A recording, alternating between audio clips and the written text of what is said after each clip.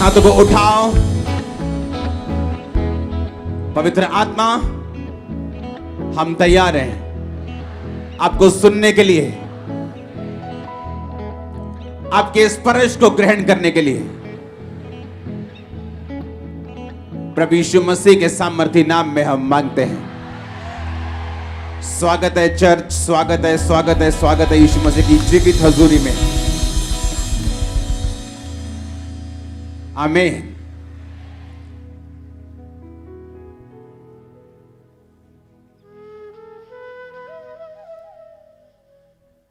Hallelujah. जब मैंने आपको यह बोला था कि पंजाब में लोग अन्न लेने के लिए लाइंस में होंगे, किसी ने बिलीव नहीं किया था। कहते पंजाब में जहां अन्न उगता है, जहां का अन्न दुनिया को खिलाता है, वहां के लोग कैसे लाइन में खड़े हो सकते हैं? सुनो मेरी बात, अपने हाथों को उठाओ। सुनो, हर बात पे आमीन बोलना जरूरी नहीं। अगले 10 साल, जो आने वाले अगले 10 साल हैं वर्ल्ड के लिए, चाहे वो दुनिया की बेस्ट कंट्री हो, चाहे वो आपकी ड्रीम कंट्री हो, परमेश्वर मुझे दिखा रहा है फूड की शॉर्टेज बेस्ट कंट्रीज में भी आपको प्रार्थना करनी है अपने हाथों को उठा के। सुनो मेरी बात, तालियां क्यों बजा रहे हो? सुनो सुनो, अगले 10 साल आपको ये बात मैं इसलिए बता रहा हूं कि जब इन्हीं वर्ड्स की तरह ये वर्ड्स भी पूरे होंगे, आपको मालूम होगा कि आप जीवित परमेश्वर की संतान हो, और आपको यह भी मालूम होगा कि ऐसा कुछ नहीं है जो पहले से बताया नहीं गया। एक भी वर्ड ऐसा नहीं है जो आपको पहले से बताया नहीं गया। आपका नाम फेसबुक पे लिखा है, आपके बच्चे कितने हैं वो भी लिखा है, लेकिन जो चीजें मैं आपको बता रहा हूं ये किसी पे नहीं लिखा।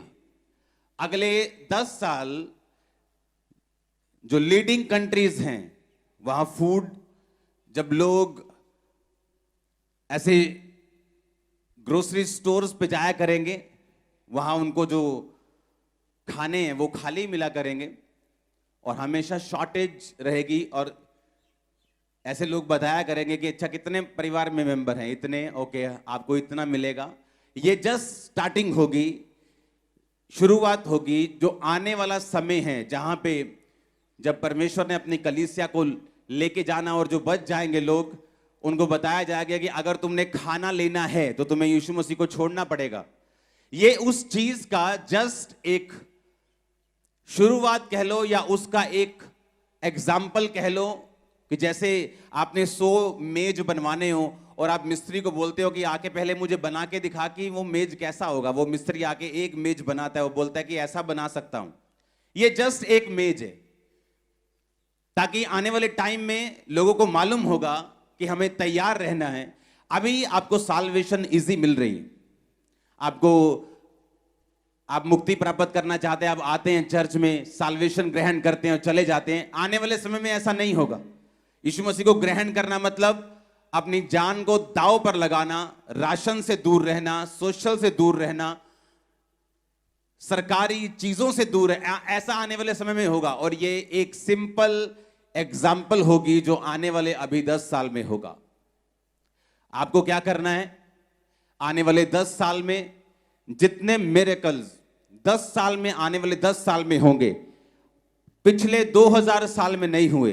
मैं आपको बता रहा हूं, सिर्फ 10 साल में इतने मिरेकल्स होंगे, इतने मिरेकल्स होंगे, इतने मिरेकल्स होंगे, इतने लोग सेवा के लिए उठेंगे अगले 10 साल में, आप हैरान हो जाओगे। मैं आपको सच कह रहा हूं, अगले 10 साल में इतने मिरेकल्स होंगे, इतने लोग बचेंगे, इतने लोग सेव होंगे। जो ढीठ सोल्स हैं, जो ढीठ प्रजातियां हैं, अगले 10 साल जो इस धरती पे होने वाला है, वो भी परमेश्वर के सामने घुटने टेक देंगे। आप बोलोगे ऐसा क्यों हुआ?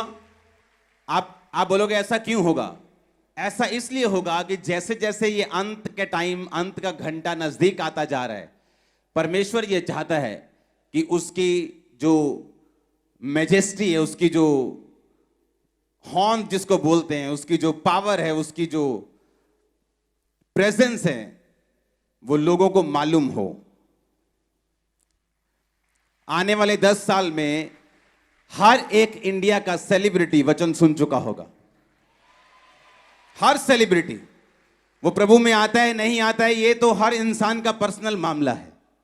आने वाले 10 साल में हर एक सेलिब्रिटी वर्ड सुन चुका होगा, यीशु मसीह को जानता होगा, मिरेकल जानता होगा, पावर जानता होगा, वर्ड जानता होगा। बाकी उसका डिसीजन है वो क्या करता है।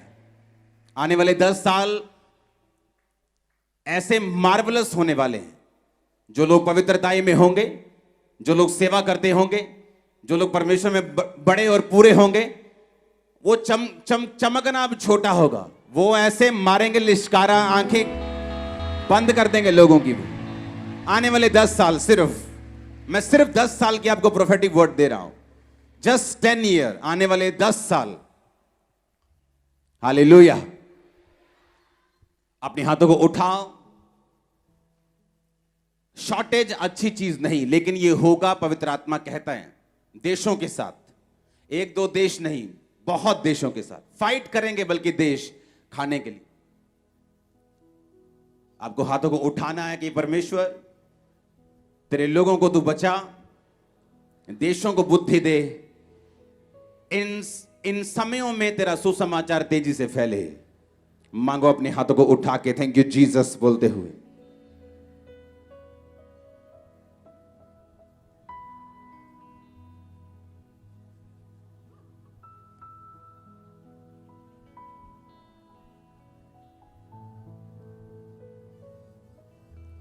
प्रभु यीशु मसीह के सामर्थी नाम में हम मांगते हैं।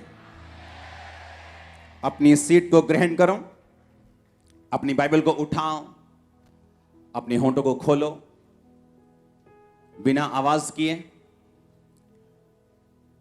बोलो, परमेश्वर यह वचन मेरे लिए है। अपनी आंखों को बंद करके बाइबल को उठाओ। अगर नहीं है तो आंखों को बंद करके अपने हाथों को उठा के प्रार्थना करो।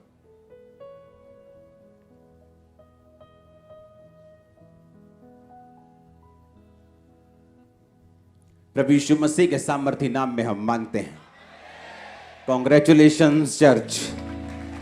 आज के दिन भी आपका यहां उपस्थित होना, वो बात अलग है। भवन तैयार हो चुका है, अब हम चले जाएंगे, पर ब्रांचेस अभी भी वैसे ही होंगी, तो वो वही एक्सपीरियंस करेंगी जो हमने इतने साल किया है। हालेलुया। और ये अच्छा एक्सपीरियंस, हाँ, और ये अच्छा एक्सपीरियंस। लोग कंप्लेंट करते हैं, हम लोगों को बसेस भेजते हैं, हम उनको एसी हॉल देते हैं, उनको हीटिंग हॉल देते हैं, फिर भी वो चर्च में आते नहीं। हम आपको कुछ भी नहीं दे रहे, फिर भी आप चर्च में मौजूद हैं। पता है क्यों? सुनो, वो मिरेकल जिसकी आप वेट कर रहे हो, वो इम्पॉसिबल काम पॉसिबल होगा आज यीशु मसीह के नाम में आपकी लाइफ में। वो अनॉइंटिंग आपके लाइफ पे हिट करेगी आज, और आप सेम वापिस नहीं जा रहे हो। हर वो चीज जो शैतान ने पकड़ी आपकी लाइफ से, छोड़ दे अभी और आउट हो आपकी लाइफ से। हालेलुया। अपनी लाइफ की बिगेस्ट टेस्टिमनी को देने के लिए तैयार हो जाओ। आमीन, आमीन। बिगेस्ट टेस्टिमनी को देने के लिए तैयार हो जाओ। वो स्पर्श जिसका आप इंतजार कर रहे हो, मैंने कहा वो मिल चुका है, आपको देने के लिए टेस्टिमनी तैयार हो जाओ। हालेलुया। अगले 10 साल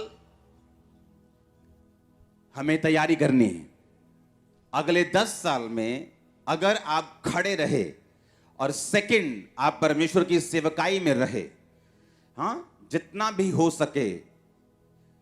एक पास्टर की तरह तो हर कोई सेवा नहीं कर सकता, लेकिन अगले 10 साल अगर आप उस चीज में रहे, मैंने कहा चमकना छोटी बात है, आप लिश्कारा मारेंगे जबरदस्त। ये जो आप आज देख रहे हो, ये मैंने 15 साल पहले प्रोफेटिक वर्ड दिया था, जो आज आप अपनी आंखों से देख रहे हो। अगर आज आप यहां बैठे हो तो लाखों लोग टीवी पे बैठे मुझे देखने के लिए। मैंने कहा था कि लोग टीवी पर मीटिंग को अटेंड करें, तब पता नहीं था कैसे होगा, इंटरनेट नहीं था तब, विश्वास की प्रोफेसी नहीं थी कि आने वाले समय में ऐसा होगा, तो मैं विश्वास से एक प्रोफेसी करूं। वो एक रियल प्रोफेटिक वर्ड था, बिना टेक्नोलॉजी का सहारा लिए मालूम हुए कि क्या होगा। आने वाले 10 साल में अगर आपने अपने आप को और अपने परिवार को, अपनी लाइफ को, अपने फाइनेंस को डेडिकेट कर दिया परमेश्वर के लिए, इम्पॉसिबल होगा आपको हराना, आपका टूटना, आपका गिरना, झड़ना। अभी लोग आपके साथ अपनी लाइफ को मैं आपको प्रोफेटिक मैसेज दे रहा हूं आज। अभी तो लोग, अन्य जाति लोग आपके साथ अपनी लाइफ को कंपेयर करते हैं, बोलते हैं अच्छा आपके पास तो ये, अच्छा हाँ हमारे पास भी है, थोड़ा ठीक ठीक है, अच्छा आपके पास ओ ये। पर आने वाले समय में आपकी ब्लेसिंग्स कंपेयर नहीं होंगी उनसे। आपकी ब्लेसिंग जस्ट माउथ शट कर देगी लोगों को। मैं सच कह रहा हूं, मैं आपको सच कह रहा हूं। वो ब्लेसिंग जो मूसा ने अजगर बनाया लाठी को, कहते हम भी बना सकते हैं, उन्होंने भी बना दिया। मूसा का अजगर उनके अजगर को खा गया। उन्होंने कहा मूसा ने कहा पानी को लहू बना सकता हूं, बना दिया, उन्होंने भी बना दिया। लेकिन एक टाइम आया जब वो मूसा को कॉपी नहीं कर सके। कहते ये तो परमेश्वर के हाथ का काम है, इसे हम कॉपी नहीं कर सकते। वो टाइम आपकी लाइफ में आ रहा है, आपकी ब्लेसिंग्स कॉपी नहीं होगी, आपकी ब्लेसिंग्स मुंह बंद रखेंगे लोगों का। ओ आमीन हो चाहिए, बरकत तुम्हारी है चर्च। हालेलुया। आने वाले 10 सालों में शैतान अपने जो वेपन्स हैं उनको बढ़ाएगा, उसके हथियारों को वो बढ़ाएगा। जिन चीजों में कभी लोग बिगड़े नहीं, उनमें भी बिगड़ते हुए आपको बच्चे नजर आएंगे। नए नए ड्रग्स, नए नए नशे, नई नई चीजें, नए नए सिस्टम, व्यभिचार एक अलग मोड में, एक अलग लेवल पे आपको नजर आएगा। लेकिन ये अगले 10 साल अगर आपने डेडिकेट कर दिए, अगले 10 साल अगर आपने अपना ध्यान परमेश्वर की ओर रख लिया, अगले 10 साल अगर आपने परमेश्वर को पूरा डेडिकेट कर दिए, दैट्स इट। वो आपके 10 साल आपके वंशों तक नजर आएंगे, वंशों तक, जनरेशंस तक। आप चाहते हैं मैं आपको प्रोफेटिक मैसेज दूं? हां, आप चाहते हैं कि परमेश्वर की आवाज को हम सुने और समझें? अगले 10 साल गोल्डन ईयर्स हैं हमारे लिए। आपको जस्ट वो करना है जो बाइबल कहती है। अगर बाइबल कहती है कि तू अगर मेरी सेवा करेगा तो मेरा पिता तेरा आदर करेगा, तो सेवा किसके लिए है? क्या परमेश्वर लालची है सेवा का? क्या वो हमारे लिए है? इसको मैं वचन से साबित करूंगा। एस्तर की पुस्तक 4 बाब उसकी 1 से 16 आयत। उसमें लिखा, जब मोर्दके ने जान लिया कि क्या क्या किया गया है, तब मोर्दके वस्त्र फाड़ टाट पहन राख डाल नगर के मध्य जाकर ऊंचे और दुख भरे शब्द से चिल्लाने लगा। जब मोर्दके को मालूम हुआ कि मेरी सारी जाति को हामान नष्ट कर देगा राजा की आज्ञा पाकर, तो बाइबल कहती वो चिल्लाने लगा, रोने लगा, टाट पहन लिया।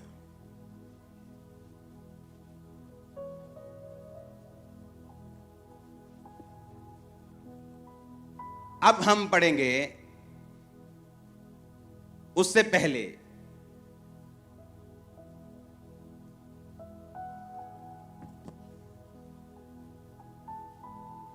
ये स्टोरी को समझना जरूरी है।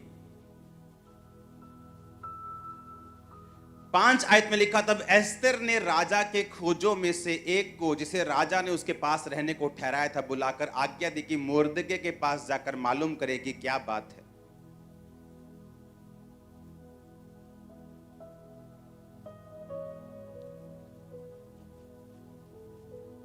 हमें मालूम है कि राजा ने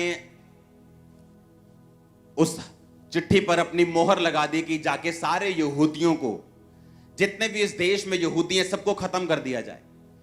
किसी ने चुगली कर दी कि यहूदी लंगर नहीं खाते, प्रसाद नहीं खाते, राजा किसी भी टाइम तेरे खिलाफ हो सकते हैं, इनको मारना जरूरी है। राजा हामान की बातों में आके मरवाने के लिए चिट्ठी पे साइन कर दिए। जब चिट्ठी पे साइन हुए तो मोर्दके, जो एक वफादार सिपाही था राजा का, वो यहूदी था और वो रोने लगा और टाट पहन लिया। जब रानी को मालूम हुआ तो रानी ने कहा, तू क्यों रो रहे है? तो उसने बताया कि इस तरह की आज्ञा राजा ने दी है। 8 आयत में लिखा, फिर यहूदियों का विनाश करने की जो आज्ञा शूशन में दी गई थी उसकी एक नकल भी उसने हताक के हाथ में एस्तर को दिखाने के लिए दी और सब हाल बताने और आज्ञा देने को कहा कि भीतर राजा के पास जाकर अपने लोगों के लिए विनती कर। तब हताक ने एस्तर के पास जाकर मोर्दके की ये बातें सुनाई।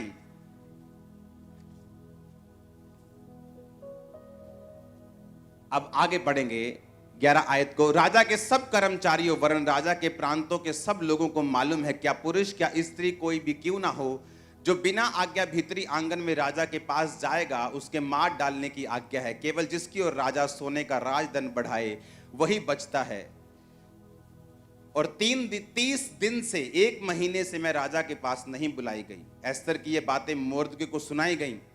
जब मोर्दके ने एस्तर के पास कहला भेजा कि तू मन ही मन विचार ना कर कि मैं ही राजभवन में रहने के कारण और सब यहूदियों में से बची रहूंगी, क्योंकि जो तू इस समय चुपचाप रहे तो किसी ना किसी को परमेश्वर किसी उपाय से यहूदियों का छुटकारा और उद्धार कर देगा, परंतु तू अपने पिता के घराने समेत नष्ट होगी। और क्या जाने तुझे ऐसे ही कठिन समय के लिए राजपद मिल गया हो।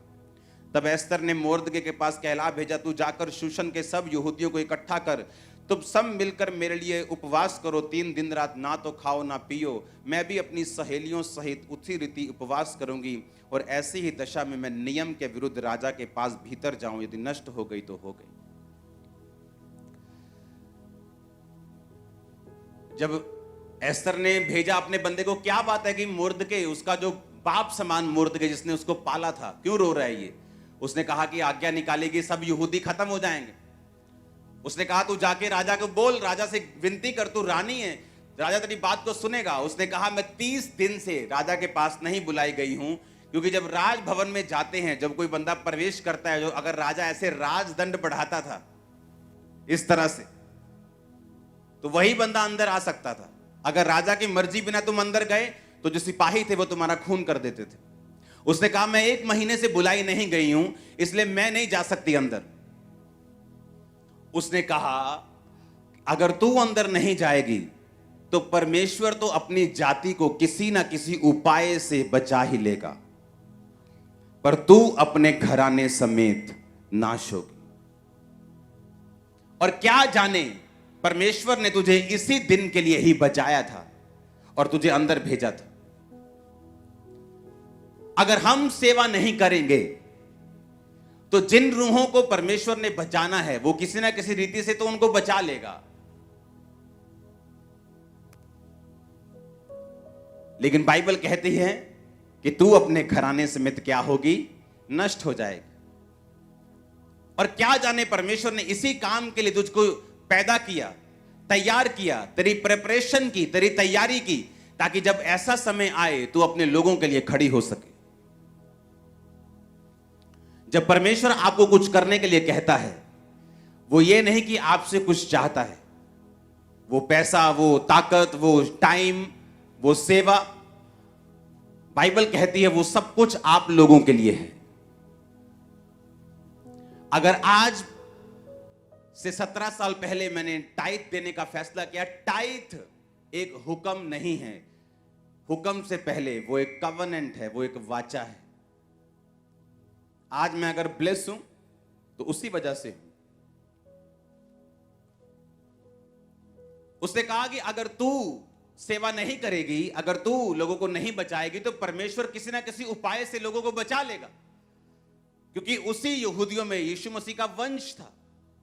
तो परमेश्वर तो अपने वंश को बचा लेगा ताकि यीशु मसीह का वंश नाश ना हो और आने वाले समय में लोग बचाए जाएं, पर तू अपने घराने समेत क्या होगी? नाश होगी। जब परमेश्वर हमें कुछ करने के लिए कहता है, वो सेवा हो सकती है, वो किसी भी तरह का काम हो सकता है, उसके जरिए एक्चुअल में परमेश्वर हमें ब्लेस करना चाहता है और अपने हमारे घराने को वो आशीषित करना चाहता है। उसने कहा तू अपने पिता के घराने समेत नाश होगी, तेरा पूरा घराना नाश होगा, लेकिन लोग नाश नहीं होंगे। हालेलुया। उसने कहा अगर तू बचाई जाना चाहती है, अगर तू चाहती है कि तू बचाई जाए, तेरा घराना बचाया जाए, तो उस समय राजा के पास जा और विनती कर। जब उसने सेवा करने के लिए उसको बोला तो उसने क्या कहा कि आगे बहुत दिक्कतें हैं, मैं राजा के पास बुलाई नहीं गई हूं, मेरी लाइफ का रिस्क है सेवा करने में।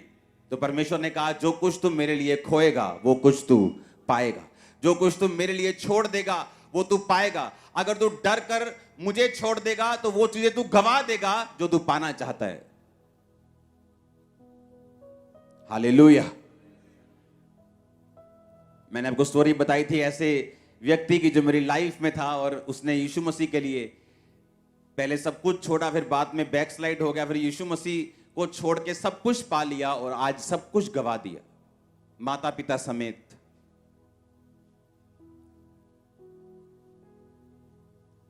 अगर परमेश्वर हमें कुछ करने के लिए कहता है तो एक्चुअल में वो हमें सेव कर रहा है, हमें बचा रहा है। आपके परिवार को सेव कर रहा है, आपके परिवार को बचा रहा है। आमीन ऊंचा चाहिए। अपने हाथों को उठाकर बोलो परमेश्वर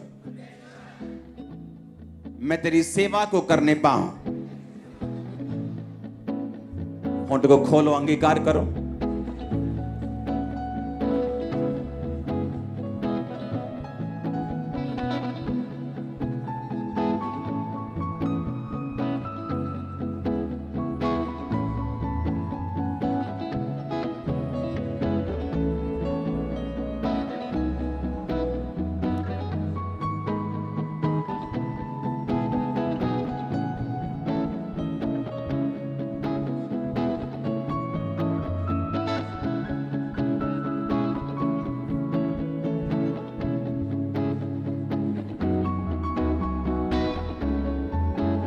आमीन। उसने कहा मेरी लाइफ को रिस्क है, मैं तो राजा के पास 30 दिन से बुलाई, राजा ने तो मुझे याद भी नहीं किया पिछले 30 दिन से। अगर नियम के खिलाफ जाऊंगी तो मुझे मार देगा राजा।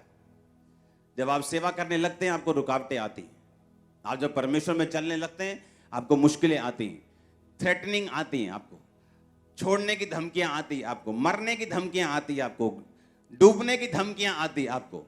फिर परमेश्वर देखता कि आप उन धमकियों के बारे में ध्यान रखेंगे और अपने आप को बचाने की कोशिश करेंगे, या परमेश्वर में अपने आप को डुबोने की कोशिश करेंगे।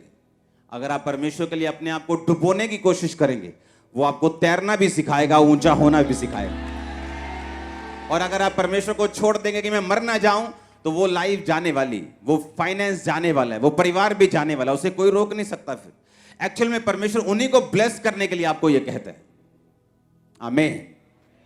उसने कहा मैं बुलाई नहीं गई हूं, क्योंकि जब आपको सेवा करनी होती है आप उसे आराम से नहीं कर सकते।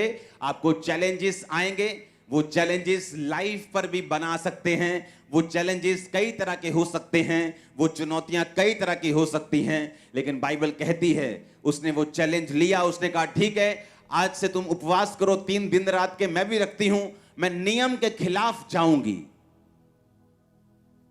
नियम के क्या करूंगी? खिलाफ जाऊंगी। और फिर मैं जाके राजा को बोलूंगी। और बाइबल कहती है जब उसने परमेश्वर की ताकत का सहारा लिया, नियम के विरुद्ध राजा के पास गई, परमेश्वर ने राजा के दिल में उसके लिए फेवर डाला, वो भी बचाई गई, मोर्दके बचाया गया, यहूदी बचाए गए, पूरी जाति बचाई गई, हमान नाश हुआ, उसका घराना नाश हुआ, जो लोग उनको नाश करना चाहते थे। एक स्टेप परमेश्वर में लिया गया। आमीन। वो कितनी बड़ी बरकत को पैदा कर सकता है, जस्ट एक स्टेप लिया गया। परमेश्वर ने कहा यहोशू मैं तुझे वो देश जो तेरे सामने है, जो मैंने वायदा किया था अब्राहम से, अपने लोगों से, मूसा से, इस्राएलियों से कि मैं वो देश तुम्हें दूंगा, पर ऐसा कर व्यवस्था की ये पुस्तक तेरे मन से कभी भी उतरने ना पाए। इसको अपने मन में रखना, ना तो दाहिने मुड़ना ना तो बाहिने मुड़ना। आप जानते हैं इस्राएलियों की जो सफलता थी वो यहोशू के व्यक्तिगत संबंध के ऊपर, जो उसका परमेश्वर के साथ था, उस पर निर्भर करती थी। कितनी गहरी बात है। इस्राएलियों की सफलता यहोशू की पर्सनल लाइफ जो उसकी परमेश्वर के साथ थी उस पर निर्भर करती थी।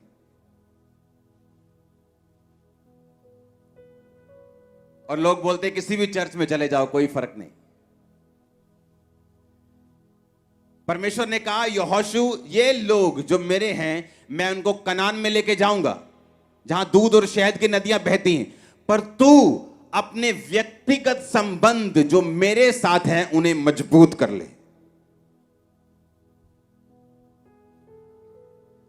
और तू मेरे साथ अपने संबंध को मजबूत कर, ना तो दाहिने मुड़ना ना बाहिने मुड़ना।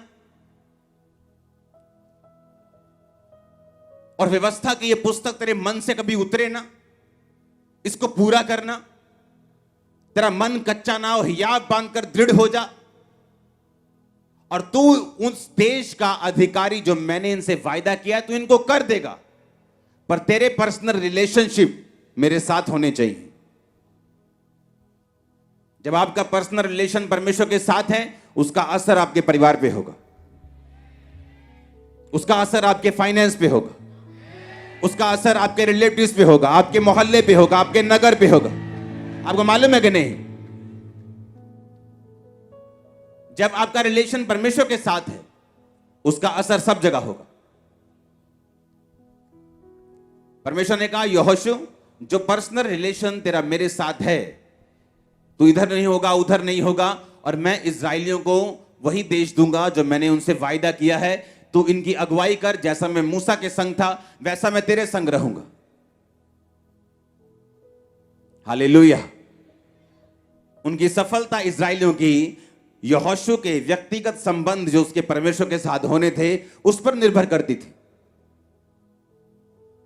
अपने पड़ोसी से पूछो तेरे परमेश्वर के साथ संबंध कैसे हैं।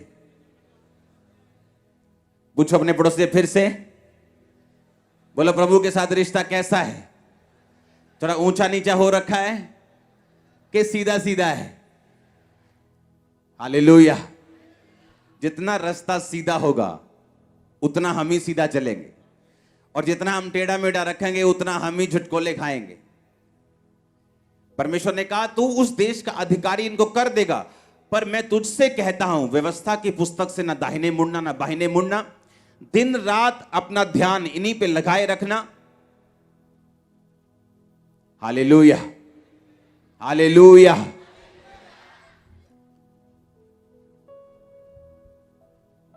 जब आप टेस्टिमनीज को देखते हैं, बड़ी बड़ी टेस्टिमनीज को हम देखते हैं, मुझे आज भी याद है छत्तीसगढ़ क्रूसेड पे जब हम गए तो उस समय जब मैं और मेरी वाइफ हम रूम में हम प्रेयर कर रहे थे और मैं खिड़की के पास बैठा था, और मैं सुबह का बैठा और शाम तक ऐसे ही बैठे रहा। वो देख रही है यार ये बंदा उठता ही नहीं प्रेयर जो वो सिंगल रूम था ना, तभी बाहर गए थे, तो वैसे तो मैं अपने प्रेयर रूम में होता हूं। सुबह से लेके शाम तक जब प्रेयर हुई,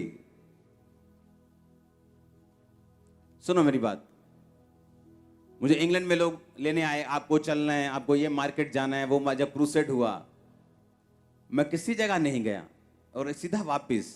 बोलते यार ये कैसी लाइफ है। लेकिन जब लोग मिरेकल्स को देखते हैं, कामों को देखते हैं, उन्हें मालूम होता है कि जो अगुए की लाइफ है वो आम लोगों की जैसे नहीं है। अगर वो वैसी ही लाइफ जिएंगे जो आम लोग जी रहे हैं तो उनकी लाइफ में फिर रिजल्ट भी वैसा ही होगा जैसा आम लोगों की लाइफ में। अगर आपने बड़ा स्टैंड लिया परमेश्वर के लिए तो फल बड़ा है, आपने थोड़ा लिया तो फल थोड़ा है। आपने ज्यादा गुड़ डाला तो चाय मीठी है, नहीं डाला तो फीकी है, तो सीधी बात है। हालेलुया। और जब क्रूसेड पे शाम को लोग टेस्टिमनीज दे रहे थे कि मैं पागल था, किसी को रेबीज थी, किसी को कुत्ते की तरह भौंकते थे, बच्चा ऐसा था, रेबीज थी, वो हील हुआ, डिलीवरेंस हुई, हीलिंग हुई, ब्लाइंड ये वो सब, व्हील चेयर्स। तब हमें मालूम होता है कि हमें वो प्राइस पे करना है जो हम देखना चाहते हैं अपनी आंखों से, अपने परिवार को, अपनी फैमिली को, अपने बच्चों को ब्लेस होते हुए, अपने परिवार को कर्ज से निकलते हुए। किसी के जीवन में कर्ज है मौत का, परिवारों में मौत होती जा रही, फाइनेंशियल ट्रबल का कि जितना मर्जी कर लो फाइनेंस में कभी ब्लेसिंग नहीं। इन कर्सेस से आपको एक ही चीज आजाद कर सकती है, आपका स्टैंड, आपका व्यक्तिगत संबंध परमेश्वर के साथ जो आपको रखना होगा। परमेश्वर ने कहा वो सारे देश में तुम्हें देने के लिए तैयार हूं, वो सारे वायदे में पूरा करने के लिए तैयार हूं, पर तू मेरी व्यवस्था से कभी भी इधर उधर मत होना और दिन रात इस पर ध्यान देना। इस तेरे मुंह से निकला करें, अपने मन से इन्हें उतरने मत देना। दिन रात इन्हें बोलना, हियाब बांधना यानी दृढ़ होना, यानी कि तुम हिलना मत, डरना मत, घबराना मत। मुसीबतें परीक्षाएं आएंगी लेकिन तुम इधर उधर मत होना। वो सब देश, सब वायदे जो मैंने तुमसे किए हैं मैं तुमको दे दूंगा। अपने व्यक्तिगत संबंधों को मेरे साथ पूरा रखना। आमीन। हमें लगता है हमारी वाइफ प्रार्थना कर रही है, हमें जरूरत नहीं प्रेयर की। मैं तो बिजी हूं, मैं तो जी कंस्ट्रक्शन का काम करता हूं, दिन रात वहीं रहता हूं, पर मेरी वाइफ प्रार्थना करती है। मैं आपको पहले बता चुका हूं कि जेंट्स की प्रार्थना लेडीज से ज्यादा होनी चाहिए घर में, क्योंकि परमेश्वर ने आपको अगुआ ठहराया। जब अगुवाई अंधा है तो घर कहां जाएगा? अगर अगुवाई अंधा है तो बाइबल कहती है अंधा अंधे को रास्ता नहीं दिखा सकता, दोनों गड्ढे में गिरेंगे। वाइफ प्रार्थना करेगी वो घर को संभाल पाएगी। वाइफ प्रार्थना करेगी ऐसी चीजों को देख पाएगी जो सही नहीं, उसके बच्चों में, उसके पति के, उसके फाइनेंस के, उसके घर में, उन चीजों को वो ठीक कर पाएगी। हस्बैंड प्रार्थना करेगा, परमेश्वर उसकी अगुवाई करेगा आगे बढ़ने में, ग्रो करने में, वो चीजें हासिल करने में जिसके लिए परमेश्वर ने उसे बुलाया है। अगर हम बोलते हैं हम तो जेंट्स हैं, मैं तो जब ये चर्च शुरू होने से पहले जब मीटिंग्स देखता था तो जेंट्स लोग वर्शिप में तालियां तक नहीं बजाते थे, ऐसे बैठते थे सामने सामने अनॉइंटेड वर्शिपर पूरा जोर लगा रहा है और पूरा आगे गड्डी पई है पंजाबी के अंदर, और बंदे देख रहे हैं। हाँ हाँ बहुत वधिया, एक कदी गजल होर सुनाओ। लेकिन अगर आप अब देखेंगे वर्शिप करते हैं पंजाब में, सब एक समान, लेडीज जेंट सब झूम के नाच के, हालेलुया। परमेश्वर ने कहा तेरे व्यक्तिगत संबंध मेरे साथ कैसे, और यही डिपेंड करता है कि तू उन वायदों को पूरा ले पाएगा कि नहीं जो मैंने तेरे साथ किए हैं। वो सारे वायदे मैं तेरी लाइफ में पूरा करूंगा जो इम्पॉसिबल है, वो तेरे परिवार का हो, तेरे फ्यूचर का हो, तेरी लाइफ का हो, तेरे कैरियर का हो, तेरे फाइनेंस का हो, पर तेरे मेरे साथ व्यक्तिगत संबंध कैसे हैं। हालेलुया। या तो आप परमेश्वर को अपना प्रथम स्थान दे दो, या सिगरेट को दे दो, या टीवी को दे दो, या शराब को दे दो, या तंबाकू को दे दो, या व्यभिचार को दे दो, या फेसबुक को दे दो, या परमेश्वर को दे दो, तो या यूट्यूब को दे दो, या सारा दिन मोबाइल में लगे रहो, या परमेश्वर के साथ बातें करने में लगे रहो। जितना हम परमेश्वर के करीब जाएंगे उतना वो हमारे लिए हेवन ओपन कर देगा। जितना हम परमेश्वर के करीब जाएंगे उतना हमारी आईज ओपन होंगी और वो देख पाएंगे जो पहले देख नहीं पा रहे थे। एक व्यक्ति आज स्पिरिचुअल हो सकता है और कल शरीर में हो सकता है, अभी स्पिरिचुअल हो सकता है, 1 घंटे बाद वो शरीर में भी हो सकता है। ये फाइट है जिसे हमने लड़ना है। आमीन। इस फाइट को लड़ना है और जीतना है। अपने लिए जीतना है, परिवार के लिए जीतना है, देश के लिए जीतना है। अगर हम ब्लेस होंगे तो सब ब्लेस होंगे। अगर आप ब्लेस होंगे तो हमारा घराना बचाया जाएगा। तू बच, तेरा घराना बचाया जाएगा। परमेश्वर ने कहा, उसने कहा अगर तू परमेश्वर के लिए कुछ नहीं करेगी तो तू अपने घराने समेत नाश हो जाएगी, लेकिन परमेश्वर किसी तरीके से अपनी जाति को बचा लेगा, लेकिन तेरा कुछ नहीं होगा। जब परमेश्वर आपको बोलता है ये नहीं करना, वो नहीं करना, ये करना है, वो करना है, तो इसका मकसद परमेश्वर नहीं, इसका मकसद आप लोग ही हैं। इसका मकसद आपका परिवार ही है। इसका मकसद आपका फाइनेंस, आपका फ्यूचर, जिसे परमेश्वर देखना चाहता है एक लेवल पे, वो ही है। ग्रेस को ग्रहण करो आज खुदा के साथ चलने की। हर एक अनहोली, अनगॉडली और वो चीज जो शैतानी लाइफ से आउट हो अभी यीशु के नाम में। हर वो चीज जो पाप से उत्पन्न हुई आपकी लाइफ में, आपको झगड़ा हुआ है, होली गोस्ट फायर आपके सिरों पे आई यीशु मसीह के सामर्थी नाम में। आमीन हो चाहिए बरकत आपकी चर्च। Hallelujah, hallelujah. तैयार हैं व्यक्तिगत संबंधों को मजबूत करने के लिए, तौबा करने के लिए। आमीन। तौबा करने के लिए। खुदाबंद मैं तौबा करता हूं, अपने संबंधों को तेरे साथ मजबूत करता हूं।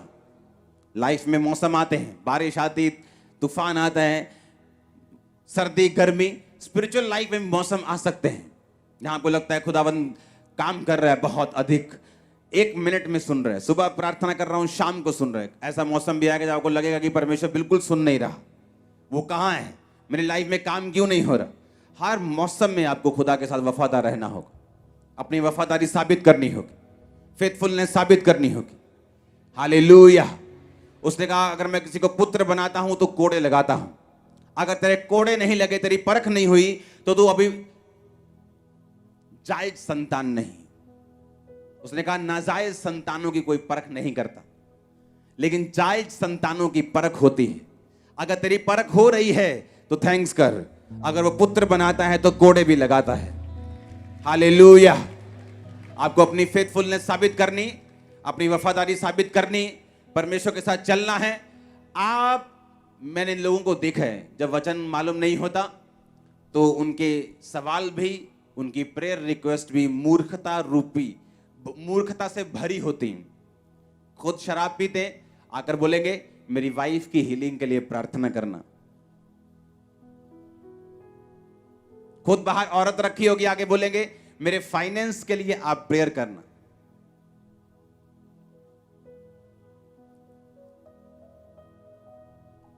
ऐसे लोग मैंने देखे हैं खुदा की सेवा में। व्यभिचार किया, बीमार हो गए, आगे बोलेंगे मुझे थायराइड है, मेरे लिए प्रेयर करना।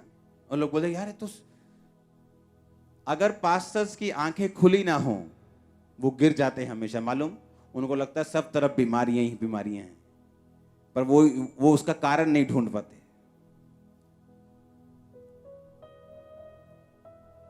मैं ऐसे लोगों को जानता हूं, मैंने निकाले हैं चर्च से। पहले व्यभिचार किया, उसके बाद हमें प्रॉब्लम है। मैं कभी भी टीम मेंबर्स के लिए ऐसे प्रार्थना नहीं करता हूं। मुझे मालूम है तुम हीलिंग अनॉइंटिंग के नीचे हो, अगर ग्रेस तुम्हारे ऊपर होगी वो नजर आ जाएगी।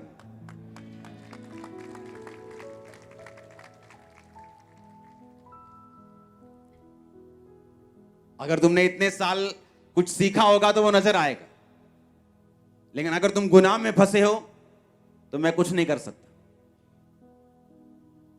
उसने कहा अगर तू कुछ नहीं करेगी तो परमेश्वर तो कहीं ना कहीं से काम कर देगा, पर तू अपने घराने समेत नाश होगी।